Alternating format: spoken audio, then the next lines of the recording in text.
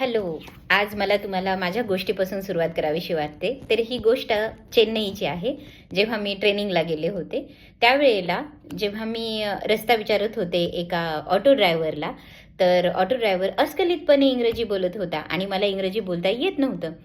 लहानपणापासून आपल्याला शाळेमध्ये शिकवलं जातं की तुम्ही ग्रामर शिका, टेन्स शिका, ॲडव्हर्ब शिका, क्लॉजेस शिका, फिगर ऑफ स्पीच शिका, हे तर तुम्हाला इंग्लिश येईल.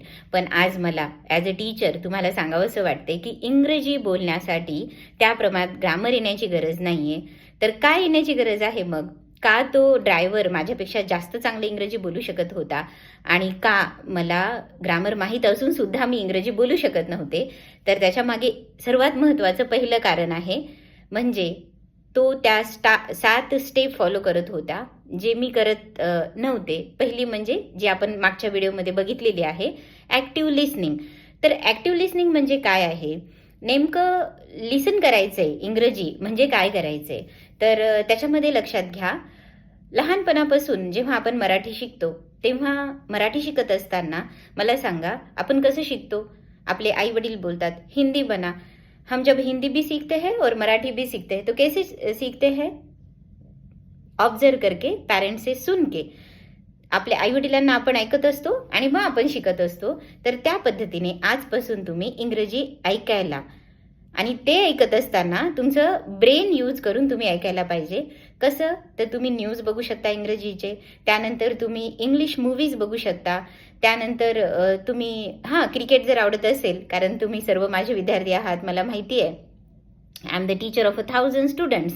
तर प्रत्येकाचं हॉबी असते क्रिकेट. तर तुम्ही क्रिकेटची कॉमेंट्री बघू शकता आणि तिथे तुम्ही सबटायटल जे असतात ते लक्ष देऊन ऐकू शकता. तर ह्या काही गोष्टी जर तुम्ही फॉलो केलात आणि जास्तीत जास्त जर इंग्रजी ऐकत राहिलात, बघा ऐकत राहिल्यानंतर नवीन शब्द येतील. नवीन शब्द आल्यानंतर तुम्हाला इंग्रजी कसं बोलायचं हे समजेल.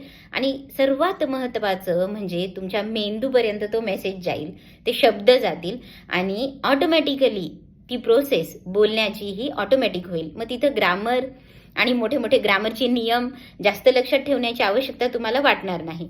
कारण जेव्हा चेन्नईच्या त्या गोष्टीनंतर मी काय केलं, तर जास्तीत जास्त इंग्रजी ऐकायला लागले, जास्तीत जास्त न्यूज बघायला लागले इंग्रजीचे, आणि त्यानंतर कॉमेंट्री, त्यानंतर सबटायटल सहित मूव्हीज, आणि मग I can be able to speak fluently in the English. जर मी करू शकत असेल तर निश्चितच तुम्ही माझे सगळे विद्यार्थी पण करू शकणार. So if I can do, everybody can do. So be the active listener. This is the first step to go forward in this journey of speaking English. So thank you so much, and do like and subscribe my channel.